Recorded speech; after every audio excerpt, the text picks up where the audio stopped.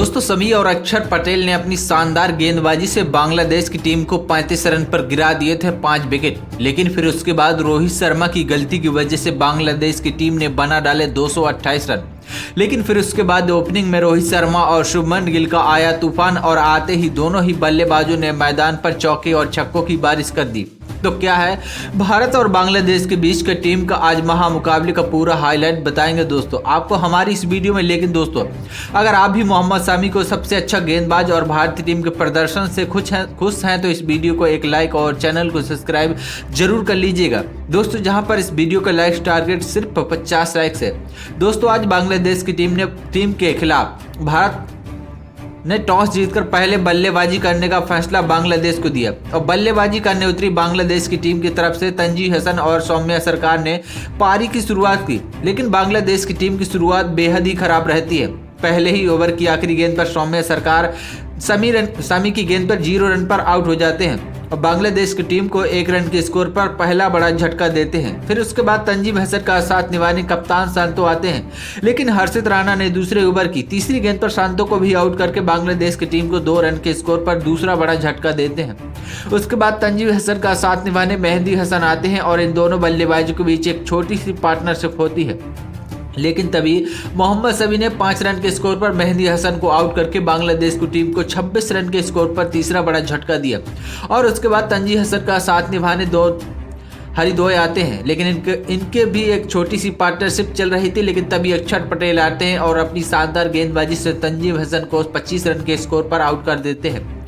बांग्लादेश की टीम को 35 रन के स्कोर पर चौथा बड़ा झटका देते हैं। उसके बाद मुशफिकुर रहीम आते हैं और लेकिन वो भी आते ही पहली गेंद पर केएल राहुल के हाथों कैच आउट हो जाते हैं और बांग्लादेश की टीम को अक्षर पटेल को 35 रन के स्कोर पर पांचवा बड़ा झटका देते हैं। उसके बाद अक्षर पटेल की हैट्रिक गेंद पर जाकिर अली स्लिप में खड़े रोहित शर्मा से कैच छोड़ देते हैं, जिस वजह से अक्षर पटेल के हैट्रिक से चूक जाते हैं। लेकिन दोस्तों वीडियो में आगे बढ़ने से पहले मैं आपको बताना चाहूंगा दोस्तों हरिदोय और जाकिर अली के बीच शानदार पार्टनरशिप होती। हालांकि दोनों ही बल्लेबाज की शुरुआत की ओवर में कुछ धीमा खेल रहे थे, क्योंकि 35 रन पर 5 विकेट गिरने की वजह से पूरी तरीके से बांग्लादेश प्रेशर में आ चुकी थी। लेकिन दोस्तों इन दोनों बल्लेबाजों ने धीमी धीमी बल्लेबाजी करते हुए अपने 50 रन की पार्टनरशिप कर ली। फिर उसके बाद दोनों ही बल्लेबाजों ने टीम के स्कोर को 100 रनों के पार पहुंचाया और दोनों ही बल्लेबाज धीरे धीरे अपने अर्धशतक के करीब पहुंच रहे थे। लेकिन हरिदोय एक छोर से शानदार बल्लेबाजी कर रहे थे, अपना शानदार अर्धशतक पूरा कर लेते हैं तो दूसरी छोर से भी जाकिर अली भी अपना शानदार अर्धशतक पूरा करते हैं और दोनों ही बल्लेबाजों के बीच शानदार 100 रनों की पार्टनरशिप भी होती है। दोनों ही बल्लेबाज बांग्लादेश की टीम के स्कोर 150 रनों के पार पहुंचाते हैं।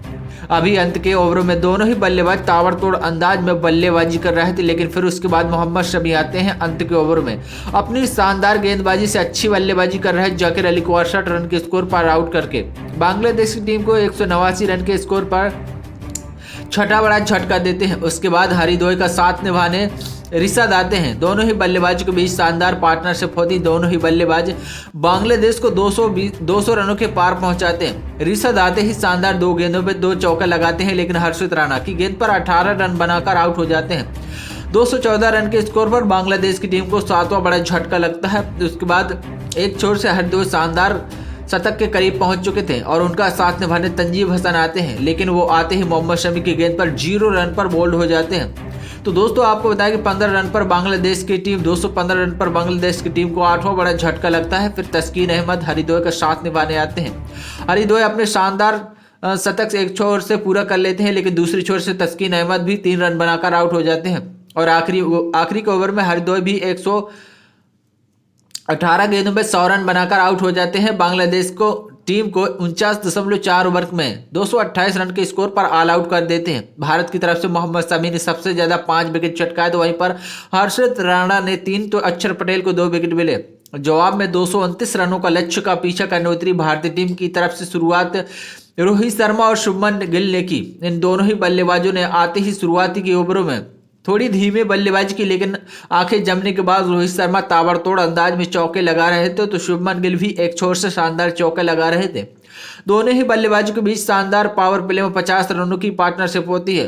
रोहित शर्मा अपने शतक के करीब पहुंच चुके थे, लेकिन तभी चौका लगाने के चक्कर में तस्कीन अहमद की गेंद पर 36 रनों पर 41 रन बनाकर आउट हो जाते हैं। भारतीय टीम को 69 रन के स्कोर पर पहला बड़ा झटका लगता है। शुभमन गिल का साथ निभाने विराट कोहली आते हैं। हालांकि विराट कोहली इस मुकाबले में थोड़ा स्लो खेलते हुए नजर आए, क्योंकि उन्होंने 9वीं और 10वीं गेंद पर ही अपना खाता खोला था, लेकिन शुभमन गिल रोकने का नाम नहीं ले रहे थे।